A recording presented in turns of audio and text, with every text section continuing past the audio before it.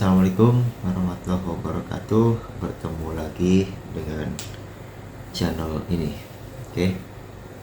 Di sini kita akan membahas mengapa Al-Quran dapat digunakan sepanjang zaman.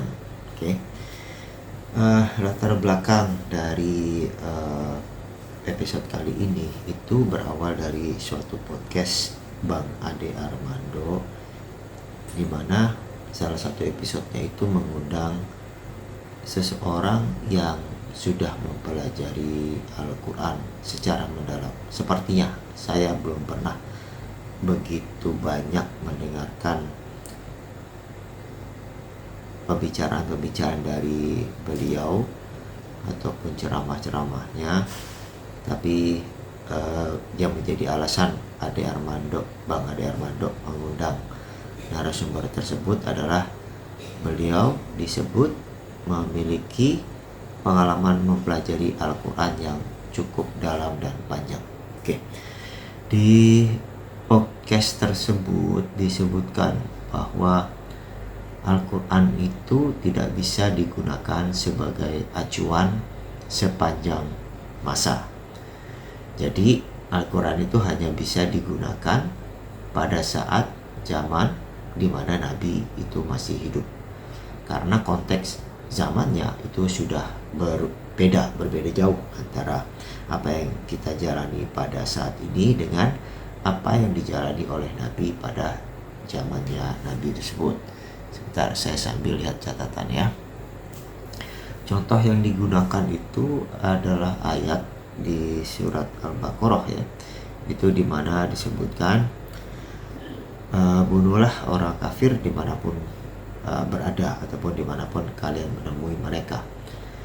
Menurut si narasumber, konsep seperti ini sudah tidak bisa digunakan lagi pada zaman ini. Namun saya berpendapat berbeda, bahwa sebenarnya jika melihat cara pandang seperti itu, Al-Quran itu tidak bisa digunakan sebatas sebuah buku instruksi, ini tanda kutip ya. Al-Quran harus dilihat lebih dari sekedar itu.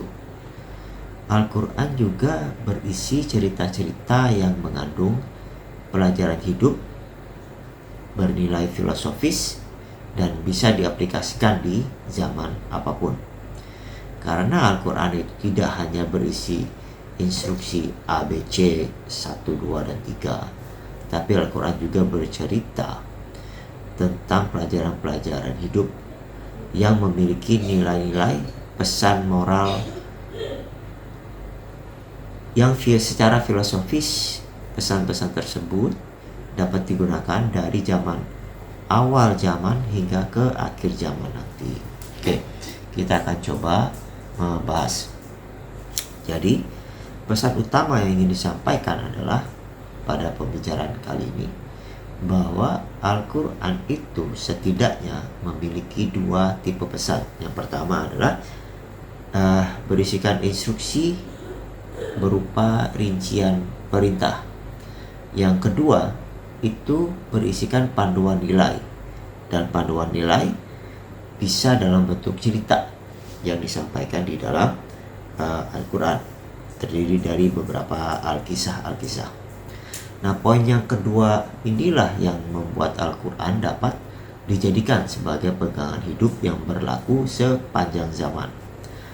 Hal ini dapat dilakukan karena sebenarnya kejadian yang dialami oleh manusia itu secara prinsip akan berulang meskipun konteksnya berbeda. Konteks dan zaman berbeda, tetapi apa yang dilakukan oleh manusia secara sifat itu akan sama. Secara prinsip dan nilai itu akan sama. Nah, di sini saya akan coba memberikan beberapa pesan pendukung dari pesan utama yang saya sebutkan tadi. Pertama adalah mengenai Al-Quran mengandung instruksi. Nah, ini bisa kita lihat di contoh pada ayat-ayat yang memberikan instruksi. Misalnya cara melakukan wudhu, cara melakukan pembagian warisan, dan lain-lain sebagainya. Misalnya pada ayat yang membahas cara melakukan wudhu, itu dijelaskan tahapannya dari 1, 2, 3, dan 4, dan seterusnya.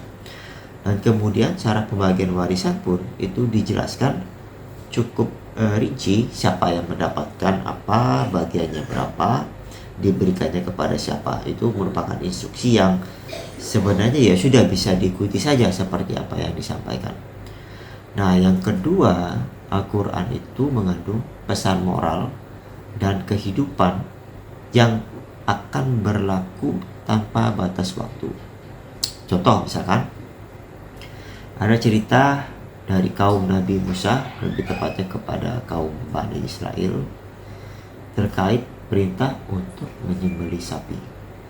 Jadi si sang nabi itu memerintahkan bahwa Tuhan itu menyuruh umatnya untuk menyembelih sapi. Namun di situ umatnya yang menerima perintah, mereka itu agak ngeyel ya sebenarnya, karena ketika disuruh perintah menyembelih sapi, mereka berbalik bertanya, memberikan alasan-alasan sapinya itu jenis kelaminnya apa, warnanya apa, sapi yang seperti apa. Nah, justru ini menunjukkan bahwa manusia itu memang memiliki sifat ya seperti yang digambarkan itu ya. Pertama, mereka itu akan susah untuk diberitahu sesuatu yang sederhana, malah menyulitkan dirinya sendiri dengan memberikan respon kebalikannya. Disuruh perintah beli sapi, menyembelih sapi, tapi dia kembali bertanya, menyusahkan dirinya sendiri dengan menanyakan sapi seperti apa. Pada pesannya sederhana, sembelih sapi. Maka ya sudah, sapi tipe apa saja, jenis kelamin apa saja, warna apa saja, itu tidak menjadi masalah. Nah, kembali lagi ke pesan yang lain. Pesan di awal yang disampaikan oleh narasumber di podcastnya Bang Ade Armando, kan disebutkan mengenai bunuhlah orang kafir dimanapun berada ketika kalian menemukan mereka. Ini sebenarnya memiliki konteks, menurut persepsi saya, ini memiliki konteks pembuatan perjanjian antara kaum muslim dan non-muslim, antara believers dan non-believers, serta panduan dalam berurusan dengan pihak yang berseberangan dengan kita. Ini kalau kita coba baca dari ayat di sebelumnya hingga ke depan berikutnya, kita lihat konteksnya, maka itu sebenarnya adalah bagaimana kita itu ketika membuat suatu perjanjian atau kesepakatan antara satu kaum dengan kaum yang lain, itu memiliki syarat dan ketentuan. Nah, kata bunuh di sini pun sebenarnya ya bisa diperdebatkan ya sebenarnya.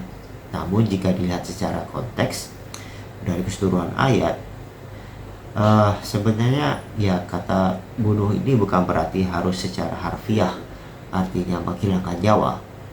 Ini kalau misalkan kita coba membuat konteks yang berbeda, itu bisa menaklukkan, juga bisa dianggapnya kata yang diartikan banyak itu disebutnya bunuh. Tapi ketika kita melihat suatu konteksnya, keseluruhan Al-Quran serta ayat di sebelum dan sesudahnya, maka ini bisa diperdebatkan, sebenarnya bukan literal secara membunuh, menghilangkan nyawa ya. Jadi itu yang mau saya coba bagi buat Bapak Ibu semua, teman-teman semua, mengenai mengapa Al-Quran itu bisa menjadi suatu pegangan yang digunakan sepanjang zaman, dari zaman awal kehidupan ada hingga nanti kehidupan itu sudah tidak ada. Al-Quran ini bisa tetap digunakan karena pesan yang dikandung di dalamnya itu dapat digunakan, direplikasi nilai-nilainya dalam konteks apapun dan di zaman apapun. Karena pada sejatinya apa yang dilakukan oleh manusia dari zaman dulu sampai zaman sekarang hingga zaman yang akan datang, itu nilainya tetap sama, sehingga nilai dari Al-Quran yang diberikan itu juga dapat diaplikasikan sepanjang masa. Demikian sampai ketemu lagi di bahasan yang berikutnya.